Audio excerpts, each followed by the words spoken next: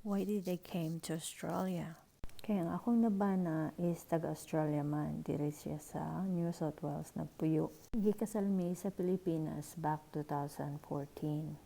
2 years ming nag-long distance relationship until we decided nga magminyo mi sa Pinas. Nagkaila mi sa akong bana through dating site. After sa mong kasal, amo nang gi-process akong papers para makasunod dayon ko niya sa Australia. Kay magtiayo naman daw mi, so kinahanglan daw kung asa siya tuapod ko.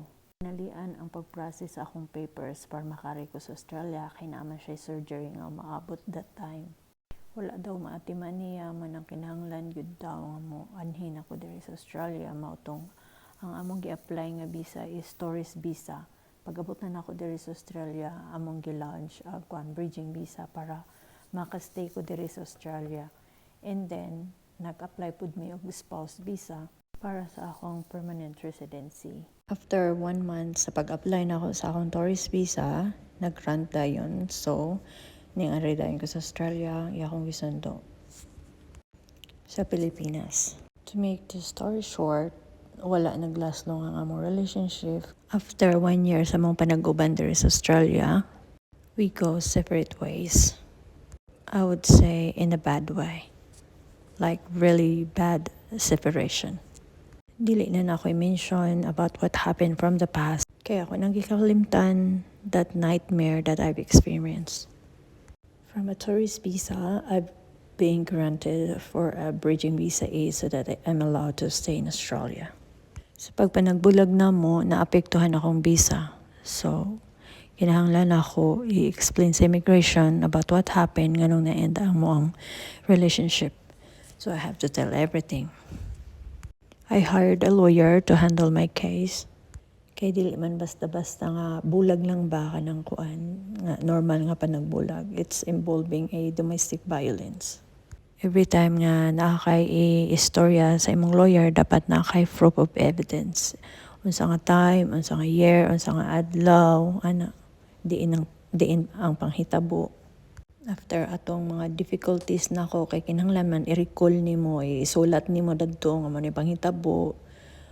After ato kay di baya basta-basta nga imong balikan ang mga panghitabo nga kuan kayo, not nice. It's not really pleasant situation. Mutong after ato, okay na, so gi-lunch na sa ako ang lawyer. So after 3 months, in God grace, na grant ko sa akong permanent residency. You cannot accuse anyone or you cannot accuse your husband or your wife without any evidence. Kay if ever namutbutra ka, bisag unsa na imong giyam-yam, automatic rejected na sa immigration, ipadeportahin ka na. The next day sila na imo bayad sa imong ticket ana. So now is 2024. It's been like nearly 7 years now. Okay na ko. I'll get back in my shoes. I'm still working in aged care. I found someone na hopefully siya na. I able to support my family back home. Kaya ako raman usang nagsuporta sa akong pamilya. So, mao to. So, wala imposible sa Ginoo mga langga. So, laban lang sa life. Nga na nang gini atong kinabuhi. So, kuan na ni, sa Melbourne na ni siya nga, nga highway, man na ni ang mga pananawon sa tag-as kay building sa Melbourne Joy, makalula. Ang akong gisakyan ani kay kuan bus. Kaya nag-drive man si Apam. Wala siya, dublikara na ihang trabaho, manager, sales manager, o drive po na siya bus. Sumutang na yung mga tour all over Australia. So, ani kay wala pa man ko'y work, ni kuyog ko niya. Nagkuan-kuan lang po ko ba, nag-video-video. Nindot ba ya kay init ang weather ani nga time kay naa sa 35 degree, grabing inita sa gawas ani. Sa maninindot kaayo ang pananawon sa Melbourne. Kana nga building ba kay kanang mura siya na kakuan katumbahon. Nga na day na ilang design. Dagay mga kuan na Ferris wheel. Kana nga Ferris wheel dira. Kuan wala na siya gigamit. gikuan na gibaligya na ay and then susperting mahala mga milyon-milyon pud way mo palit. Ngano pong diha man nila gibutang. So maro ta mga langga. I'll see you guys next time. Maro ni akong video. Salamat sa pagtan-aw.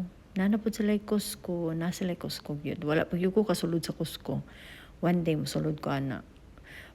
Pero mo pud lagi da kinahanglan daw magpa-member ka before ka makasulod.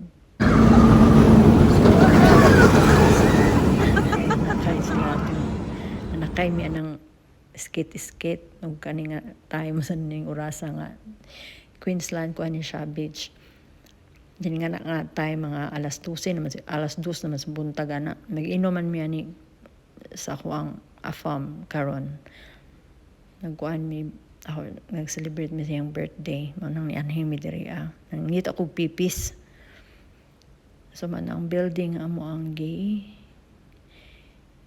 rentahan na mi dira tapit. Ang anak ni ang ulo sa anak ni Apam. Ihatong anak babae. No yan kung gibidyohan nangita lagi kog pipis wa man koy nakit perting tugnawa gyud ang kuan ang tubig perting yung tugnawa murag ga-ice murag kuan nindot kayong pananawon. Thank you guys.